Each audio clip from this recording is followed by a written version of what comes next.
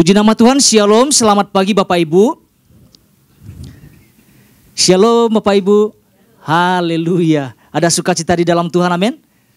Saya percaya keadaan kita semuanya baik, semua keadaannya sehat, semua hidup dalam berkat-berkat Tuhan, katakan amin Bapak Ibu. Hari ini kita akan belajar bersama-sama Bapak Ibu, kita akan belajar, kita akan menangkap apa yang menjadi pesan Tuhan di dalam kehidupan setiap kita. Pesan Tuhannya adalah engkau adalah prajurit Tuhan. Ya. Sekali lagi Bapak Ibu ya, dikatakan gini, engkau adalah prajurit Tuhan. Ini sesuatu yang sangat luar biasa. Pesan Tuhan ini datang kepada setiap kita Bapak Ibu.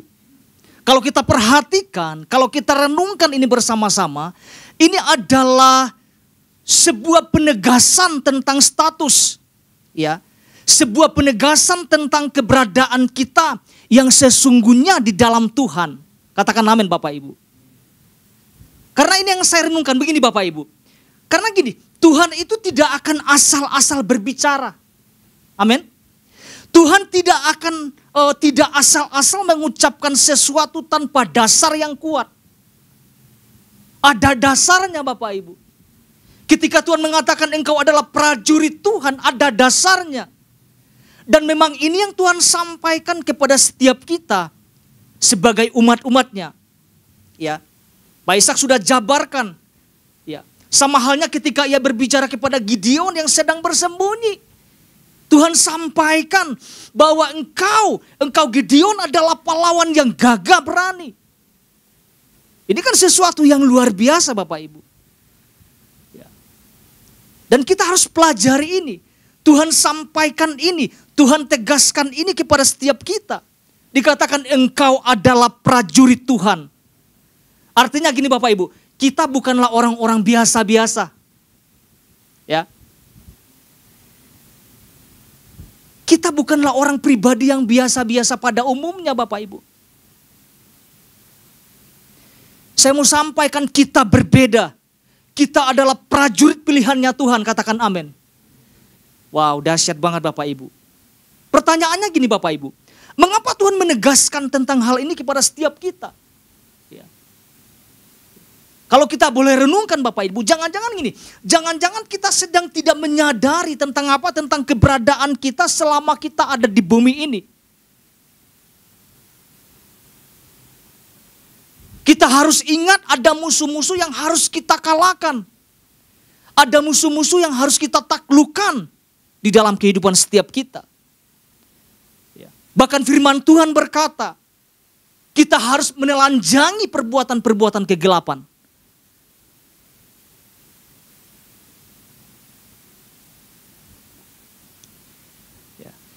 Kita akan masuk Bapak Ibu.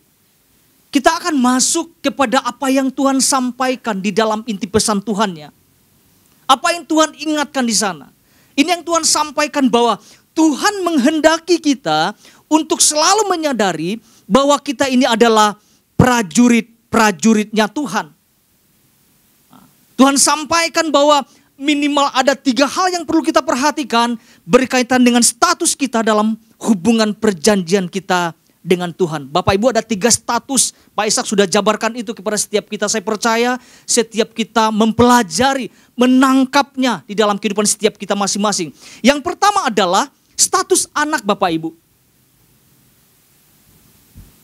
Firman Tuhan berkatakan, inilah anakku yang kukasihi, kepadanya aku berkenan.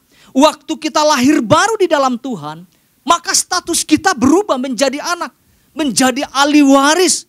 Orang-orang yang berhak menerima setiap janji-janji Tuhan di dalam kehidupan setiap kita.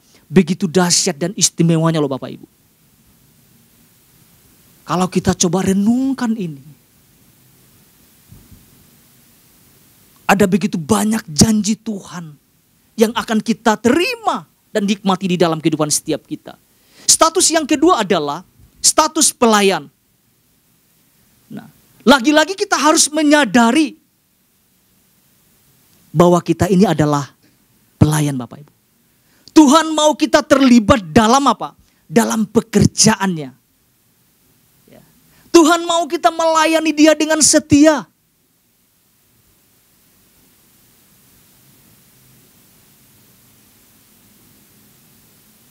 Ketika kita diselamatkan Bapak Ibu, ini ada tugas kita. Melayani Tuhan sebagai pelayan. Apapun yang Tuhan percayakan di dalam kehidupan setiap kita. Tugas-tugas apapun yang Tuhan percayakan. Mari kita lakukan dengan setia Bapak Ibu. Status yang ketiga adalah sebagai prajurit. Tuhan mau kita menyadari ini Bapak Ibu. Tuhan mau kita menyadari siapa lawan kita. Dan bagaimana menghadapinya supaya kita menjalani hidup berkemenangan di dalam Tuhan. Ya. Saya mau sampaikan jangan sampai ada kekalahan yang terjadi di dalam kehidupan setiap kita. Ya. Jangan sampai ada kekalahan. Jangan membuka peluang kepada musuh untuk mengambil kemenangan di dalam kehidupan setiap kita. Saya mau sampaikan kita harus menang dalam keadaan apapun. Ketiga hal ini Bapak Ibu kita tidak boleh lupakan ya. Ada lawan loh, ada musuh yang harus kita kalahkan. Ya. Dan pastikan kita merebut kemenangan bersama dengan Tuhan. Mari kita lihat firman Tuhan Bapak Ibu di dalam 2 Samuel pasal 22 ayat 33 sampai 36. 2 Samuel pasal 22 ayat 33 sampai 36. Saya akan bacakan untuk kita semuanya Bapak Ibu. Kita sama-sama perhatikan. Apa yang firman Tuhan katakan? Allah dialah yang menjadi tempat pengungsianku yang kuat dan membuat jalanku rata. Yang membuat kakiku seperti kaki rusa dan membuat aku berdiri di bukit. Yang mengajar tanganku berperang. Wow. Sehingga lenganku dapat melengkungkan busur tembaga. 36. Juga kau berikan kepadaku perisai keselamatanmu. Dan kebaikanmu telah membuat aku besar. Apa yang kita tangkap Bapak Ibu? Pak Ishak sudah jabarkan perikop ini. Kalau kita melihat, kalau kita mempelajari Bapak Ibu. Perikop ini menjelaskan tentang nyanyian syukur Daud. Atas apa? Atas kemenangan, atas keselamatan, atas pertolongan, atas pembelaan Tuhan dalam kehidupannya. Bagaimana Daud diluputkan, bagaimana Daud dilepaskan dari kejaran semua para musuh-musuhnya. Kita bisa bayangkan Bapak Ibu, perjalanan kehidupan Daud bukanlah sesuatu yang mudah. Tapi kita bisa melihat, Daud keluar menjadi pemenangnya Bapak Ibu.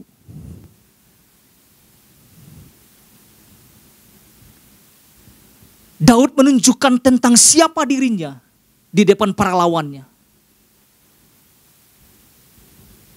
Daud adalah prajurit Tuhan sejati Bapak Ibu. Dan Tuhan mau kita belajar Bapak Ibu. Belajar lewat kehidupan pribadi Daud.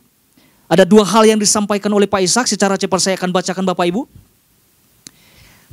Ada 2 hal yang disampaikan. Yang pertama gini Bapak Ibu. Bangun mentalitas prajurit Tuhan dalam diri kita dengan benar. Ya. Bangun mentalitas prajurit Tuhan dalam diri kita dengan benar.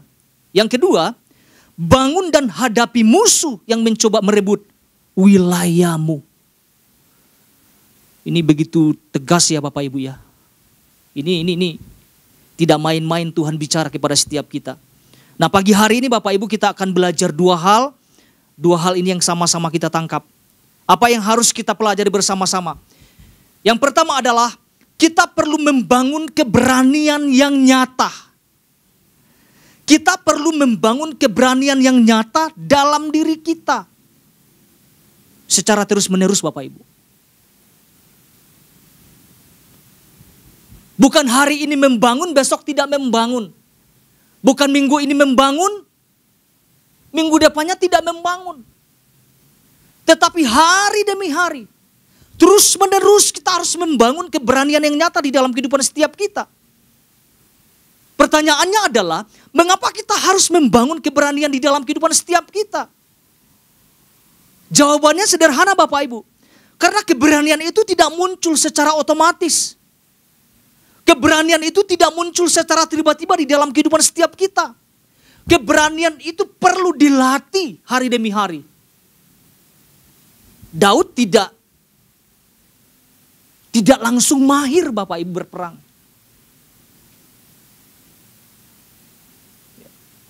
Kita harus ingat bahwa gini, musuh itu berkeliaran Bapak Ibu. Kalau musuh berkeliaran, artinya gini, peperangan itu setiap waktu.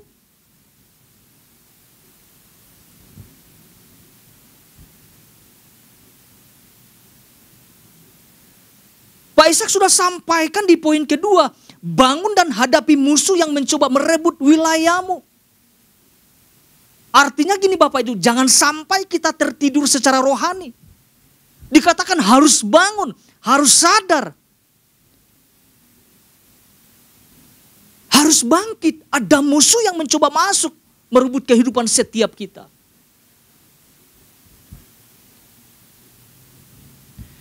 Jangan abai Bapak Ibu. Saya percaya setiap kita punya peperangan di wilayah Tuhan tempatkan setiap kita. Kita perlu berdoa buat lingkungan di mana kita berada. Ada peperangan-peperangan yang kita hadapi di sana. Jangan sampai kita abai melihat sesuatu yang salah. Melihat pekerjaan-pekerjaan kegelapan terjadi, kita abai, kita tertidur, kita tidak melakukan sesuatu. Tuhan sampaikan, kita harus bangun. Kita harus bangkit. Kita harus lawan setiap pekerjaan-pekerjaan kuasa-kuasa kegelapan Bapak Ibu.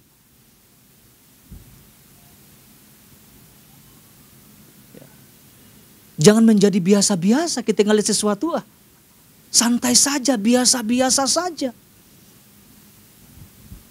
Apalagi ketika kita sedang memasuki wilayah yang baru Bapak Ibu. Ada peperangan yang harus kita lakukan.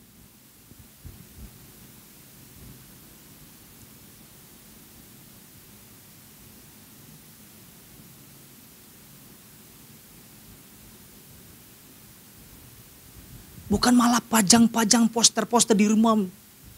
Gambar-gambar setan Bapak Ibu. Ini saya masih melihat di lingkungan dalam keluarga. Kalau pulang kampung Bapak Ibu. Semua dipajang.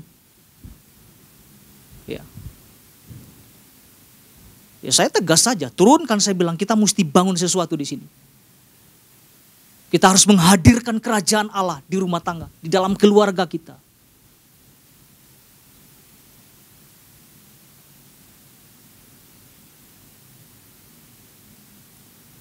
Ya. Mungkin sekarang lagi tren-tren ya, menggambarkan tembok saja, menggambar diri. Sesuatu yang bukan dari Tuhan. Memang gak boleh Bapak Ibu. Hati-hati, jangan main-main, jangan kompromi dengan ini. Sedikit ada peluang, kita bisa habis. Nah kita mau lihat Bapak Ibu. Di dalam 2 Samuel pasal 22 ayat 30. Kita mau lihat apa yang Daud bangun di sini. Apa yang Daud mau perlihatkan kepada setiap kita. 2 Samuel pasal 22 ayat 30. Dikatakan gini. Karena dengan engkau aku berani menghadapi gerombolan. Dengan Allahku aku berani apa? Melompati tembok. Kita mempelajari kata beraninya di sini Bapak Ibu. Keberanian muncul itu karena dilatih. Daud sampaikan dengan engkau aku berani menghadapi gerombolan. Pertanyaannya dari mana datangnya keberanian itu? Datangnya dari Tuhan Bapak Ibu.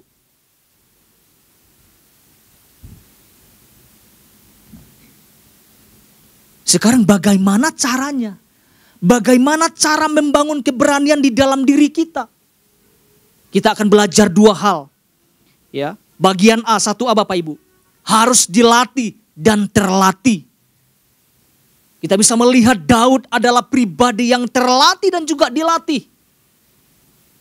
Siapa yang melatih Daud Bapak Ibu? Siapa yang mengajarkan Daud berperang? Kita bisa lihat di ayat 35. Apa yang dikatakan di ayat 35? Dikatakan gini, yang mengajar tanganku berperang sehingga lenganku dapat melengkungkan busur tembaga. Kalau kita lihat ayat sebelumnya, sebelumnya Bapak Ibu.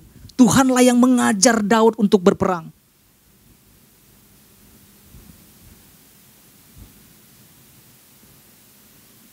Saya mau sampaikan untuk punya keberanian. Itu tidak datang secara tiba-tiba Bapak Ibu. Itu ada proses untuk dilatih dan terlatih. Seseorang tidak langsung bangun, langsung bisa jago berperang, tidak. Semua dilatih. Apa saja itu dilatih. Mau masak saja dilatih Bapak Ibu. Saya teringat waktu saya belajar main selancar Bapak Ibu. Itu kalau sendiri itu bisa ditelan ombak. Karena arusnya kencang. Ada pelatihnya loh Bapak Ibu. Untuk mahir. Pertama coba, harus kadang-kadang minum air Bapak Ibu. Untuk sampai bisa berdiri di atas selancar Bapak itu hebat itu. Tapi ada yang melatih. Daud juga sama. Tuhan yang melatih Daud dalam hal berperang.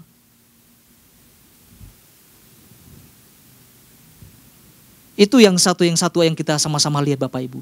Harus dilatih dan terlatih Bapak Ibu. Harus ada yang melatih. Ya. Untuk bisa ada di mimbar ini latihan Bapak Ibu. Ada yang melatih. Saya ingat Bapak waktu saya dikasih kesempatan untuk bicara di depan Bapak Ibu. Gak bisa ngomong apa-apa. Keringatan Bapak Ibu. Mau maju sedang berjalan mikir apa? Saya mau ngomong apa ya? Bapak Ibu punya pengalaman itu atau tidak? Rasanya itu nggak berani ngomong. Mau ngomong apa keluarnya susah banget. Dilatih. Ada prosesnya. Bagian yang kedua Bapak Ibu, bagian B. Bagaimana caranya membangun keberanian itu? Harus punya kedekatan. Harus punya hubungan terhadap sang pelatih tersebut. Bukan sekedar dekat. Kedekatan itu, hubungan itu membuat kita mahir. Bapak Ibu, kita pernah belajar tentang contoh di dalam Alkitab. Tentang pahlawan-pahlawannya Daud Bapak Ibu. Kalau nanti kita baca satu pasal ke depan Bapak Ibu. Di dalam dasar apa yang Tuhan berikan di dalam 2 Samuel pasal 22. Lompat satu pasal Bapak Ibu. Kita akan melihat tentang pahlawan-pahlawannya Daud. Alkitab mengatakan satu orang bisa kalahkan 800 orang sekali pertempuran Bapak Ibu. Kira-kira ini hebat atau tidak Bapak Ibu? Hebat banget Bapak Ibu. Satu orang bisa mengalahkan 800 orang sekali pertempuran. Dan bahkan ada orang yang bertempur sampai pedang itu menempel di tangannya.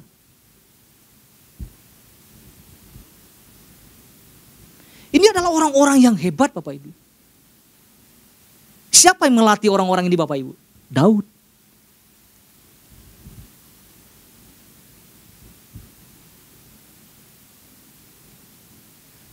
Daud punya hubungan dengan Tuhan.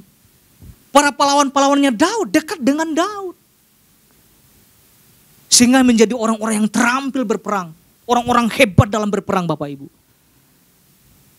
Ya. Dan kita tahu Tuhan adalah panglima. Dalam pertempuran. Gak ada yang bisa kalahkan Bapak Ibu. Mari kita lihat firman Tuhan. Di ayat 22 sampai 23. Di dalam 2 Samuel pasal 22. Ayat 22 sampai 23. Dikatakan gini, sebab aku tetap mengikuti jalan Tuhan. Dan tidak, dan tidak menjauhkan diri. Sampai di situ saja Bapak Ibu. Ini yang menjadi dasar.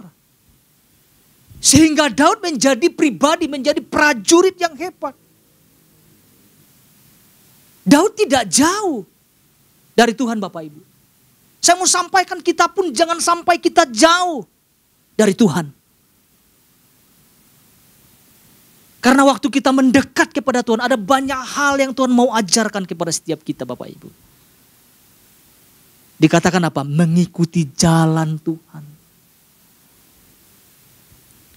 Daud dekat dengan Tuhan Bapak Ibu. Jadi ini poin yang pertama kita sama-sama pelajari Bapak Ibu.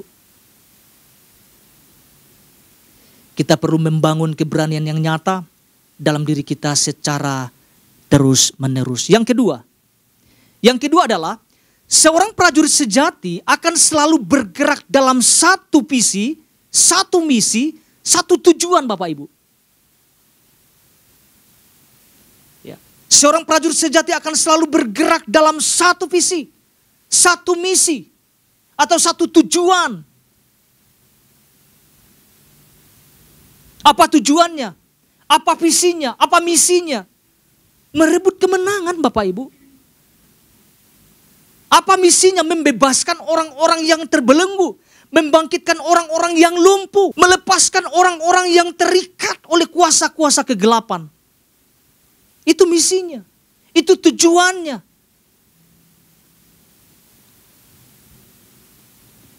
Kita harus ingat Bapak Ibu bahwa kita sudah diperlengkapi oleh kuasa yang dari Tuhan. Di dalamnya itu ada kepatuhan. Tidak asal bergerak sendiri. Ada loyalitas, ada ketaatan. Fokusnya jelas. Menyelesaikan apa yang Tuhan percayakan. Tahu tujuan. Untuk apa kita diutus di bumi ini. Ada tujuannya loh Bapak Ibu. Tapi yang saya mau sampaikan, kita harus bergerak bersama dengan Tuhan. Satu visi, satu misi, satu tujuan. Nah kita bisa lihat Bapak Ibu, di dalam Lukas pasal 10 ayat 17 sampai 19. Lukas pasal 10. Kita mau lihat bersama-sama ini Bapak Ibu. Lukas pasal 10 ayat 17 sampai 19. Apa yang firman Tuhan katakan di sini? Kemudian ke-70 murid itu kembali dengan gembira dan berkata, Tuhan, juga setan-setan takluk kepada kami demi namamu. Ayat 18. Lalu kata Yesus kepada mereka, aku melihat iblis jatuh seperti kilat dari langit. Ayat 19, Sesungguhnya aku telah memberikan kuasa. Nah ini Bapak Ibu. Memberikan kuasa kepada kamu untuk menginjak ular dan kalajengking. Dan kuasa untuk menahan kekuatan musuh. Sehingga tidak ada yang akan membahayakan kamu. Ke-70 murid Tuhan, Bapak Ibu, kembali dengan gembira. Kita bisa melihat ada pekerjaan kuasa Tuhan yang dahsyat. Ketika mereka bergerak maju. Mari kita rebut kemenangan bersama dengan Tuhan Bapak Ibu. Saya mau sampaikan kita harus tahu posisi kita. Kita adalah prajurit-prajuritnya Tuhan. Seberapa kita yang rindu Bapak Ibu? Apa yang terjadi di dalam Lukas pasal 10 ayat 17 sampai 11 itu terjadi di dalam kehidupan setiap kita. Kuasanya tidak berubah Bapak Ibu. Kuasanya sama. Dikatakan pergi untuk menahan kekuatan musuh. Dahsyat sekali Bapak Ibu. Dikatakan aku melihat iblis jatuh seperti kilat dari langit. Di dalam diri kita ada kuasa yang tidak terbatas dari Tuhan Bapak Ibu. Saya tidak akan panjang lebar Bapak Ibu. Dua hal ini yang sama-sama kita pelajari. Kita harus bangkit seperti Daud. Kita harus bangkit seperti Yosua dan Kaleb Bapak Ibu. Dua hal ini yang kita sama-sama pelajari. Yang pertama kita perlu membangun keberanian yang nyata dalam diri kita secara terus menerus. Yang kedua, seorang prajurit sejati akan selalu bergerak dalam satu visi dan dalam satu tujuan. Tuhan Yesus memberkati setiap kita.